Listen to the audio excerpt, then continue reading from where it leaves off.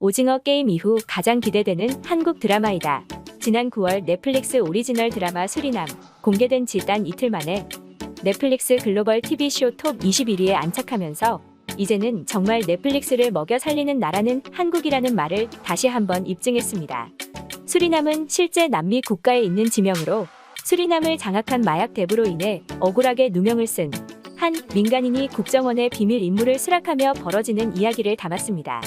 연출은 용서받지 못한 자, 범죄와의 전쟁, 공작 등 영화판에서 잔뼈가 굵은 윤종빈 감독의 첫 시리즈 연출작으로 주요 배우로는 하정우, 황정민, 박혜수, 조유진, 유연석과 범죄도시의 장첸이 출연하는 넷플릭스 오리지널 드라마입니다.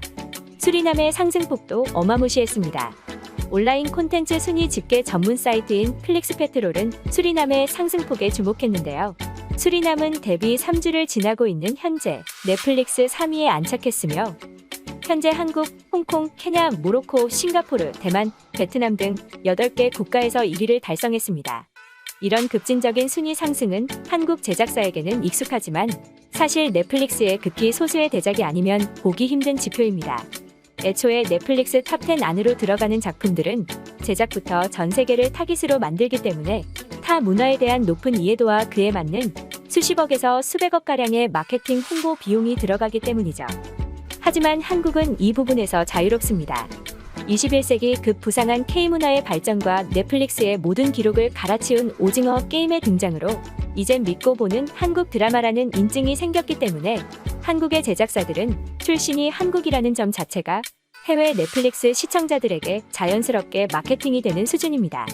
유행에 민감한 해외의 젊은 세대는 너 아직도 오징어 게임, 수리남 안 봤니? 등 대화 주제 자체가 K드라마다 보니 이젠 보기 싫어도 대화에 끼려면 억지로 봐야 한다는 말까지 나올 정도입니다.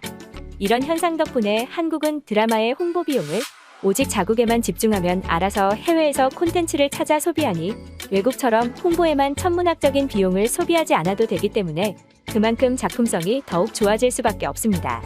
이에 대한 해외의 수리남 실적도 뜨겁습니다. 수리남은 해외에서 가장 공신력 있는 해외 평가 차트인 로튼토마토 팝콘 지수 93%를 기록하여 스파이더맨 최고 시리즈 중 하나인 홈커밍과 어깨를 나란히 했고 까다롭기로 소문난 콘텐츠 평가기관인 IMDb에서는 평점 10점 만점에 7.3점을 받았습니다. 또한 넷플릭스 공식 유튜브 채널에서 수리남의 예고편이 올라오자 한국 시리즈를 못 빠지게 기다렸던 해외 네티즌들의 반응도 뜨거웠는데요. 수리남은 역대 최고의 시리즈다. 나는 하룻밤 만에 시청을 마쳤으며 전체 이야기에서 짜릿함과 격양된 감정을 참을 수 없었다. 내가 생각한 모든 기대를 뛰어넘었으며 이 쇼는 오징어 게임을 이을 다음 히트작이 될 것이다. 넷플릭스는 수백만 달러의 투자를 이어나가야 한다. 믿을 수 없는 스토리, 빠른 전개, 믿기지 않는 배우진들, 처음부터 끝까지 보는 것을 멈출 수 없었다. 브라보! 이 드라마는 실화를 바탕으로 한 드라마로 마야광 황정민이 연기한 캐릭터의 본명은 도봉행이며 하정우가 연기한 캐릭터는 미스터 K로 알려져 있다. 도봉행은 한국에서 10년간 복역한 후 수리남으로 돌아왔다는 소문이 있다. 방금 시청을 마쳤고 너무 좋았다. 나는 그동안의 모든 TV 시리즈에서 드라마의 반전을 잘 알아맞혔다. 하지만 이번 수리남은 보는 내내 결말을 예상하지 못했다. 나는 이 쇼를 강력히 추천한다. 뿐만 아니라 평론가들 역시 수리남에 대한 아낌없는 찬사를 보내고 있었습니다. 거기에 이번 수리남의 흥행을 못 빠지게 기다리고 있던 사람이 있었는데요. 바로 현 넷플릭스 CEO인 리드 레이스팅스입니다. 공식적인 일정이 없어도 지구 반대편의 한국을 방문하는 등 한국에 대한 사랑이 유별난 것으로 알려져 있는 리드 레이스팅스가 운영하는 넷플릭스는 최근 심각한 경영난을 앓고 있었습니다. 미 월스트리트 저널에 따르면 지난 1분기 말 넷플릭스는 유료 회원이 작년 4분기보다 20만 명 감소한 2억 2,160만 명으로 집계되었다고 발표했습니다. 넷플릭스 가입자가 줄어들었다는 소식으로 인하여 2011년 이후 11년 만에 처음으로 넷플릭스 주가는 발표 하루 만에 35.1%가 급락했고 시총으로 약 66조 6천억 원이 사라진 수치였습니다. 이런 상황에서 넷플릭스는 오징어 게임 같은 메가 히트작 찾기에 혈안이 되어 있었는데 이 상황에서 한국의 굵직굵직한 감독과 배우진으로 이루어진 수리남을 기획을 들은 넷플릭스는 경영난을 앓고 있는 상황에서도 수리남에게 350억이라는 역대급 제작비를 퍼주며 말 그대로 한국 너 하고 싶은 거 다 해 인 상황이 벌어졌습니다. 덕분에 이번 수리남은 전 세계 히트를 쳤으며 제2의 오징어 게임 소리를 들으며 기대에 부응했고, 앞으로도 넷플릭스의 제작비 감축 체제에서 한국은 홀로 제작비가 늘어나는 기현상을 맞이할 것으로 예상됩니다. 익명을 요구한 한 평론가의 수리남 평가에서는 드라마는 놀라울 정도로 만족스럽다. 수리남은 한국이라는 나라가 어떻게 서로 다른 문화와 언어, 종교를 결합하여 모두가 만족할 만한 결과를 내놓을 수 있는지를 보여주고 있다. 이는 단순히 돈으로 해결될 문제가 아니다.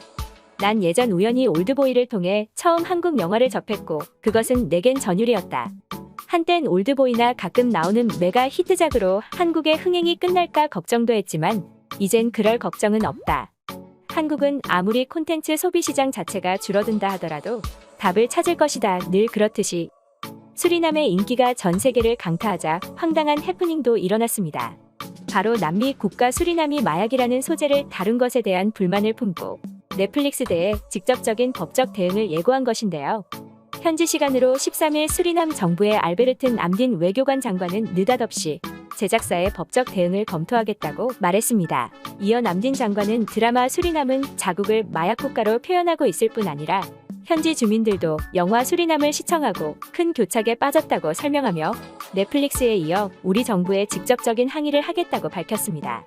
이에 거칠기로 소문난 남미 국가의 일부 강경 세력의 위협을 느낀 우리 외교부는 공지를 띄어 수리남의 강경 세력에 의해 우리 교민들이 위협을 받을 우려가 있다 표하며 여러분의 안위를 위해 최선을 다하겠다.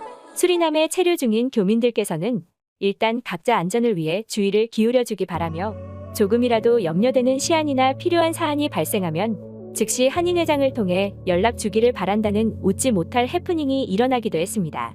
이런 남미 국가 수리남에 대응해 국내 네티즌들은 황당하다는 주장입니다. 우선 드라마의 작중 배경은 2008년으로 현재를 모사한 것이 아닐 뿐더러 실화를 기반으로 만들었기 때문입니다. 거기다 남미는 현재까지도 카르텔 등 각종 마약 조직들이 판을 치고 있기 때문에 설사 수리남이 현재를 배경으로 만들었다고 하더라도 허위 사실을 퍼뜨렸다는 수리남 정부의 의견은 그저 눈 가리고 아웅격입니다. 또한 수리남의 전직 대통령 데시 바우테르서는 1999년 네덜란드 재판에서 마약 밀매로 징역 11년의 유죄를 선고받았지만 당연히 복역하지 않았으며 2010년부터 2020년까지 대통령을 역임했습니다. 이 정도면 수리남보다 수리남의 전직 대통령의 일생이 더 막장인 상황입니다. 현재 전 세계에서 가장 핫한 드라마 수리남. 과연 제2의 오징어 게임, 아니 제1의 수리남이 될 수 있을까요? 오늘 준비한 영상은 여기까지입니다. 도움이 되어 구독과 좋아요를 눌러주신다면 다음엔 더 흥미롭고 새로운 소식들을 가져오겠습니다. 시청해주셔서 감사합니다.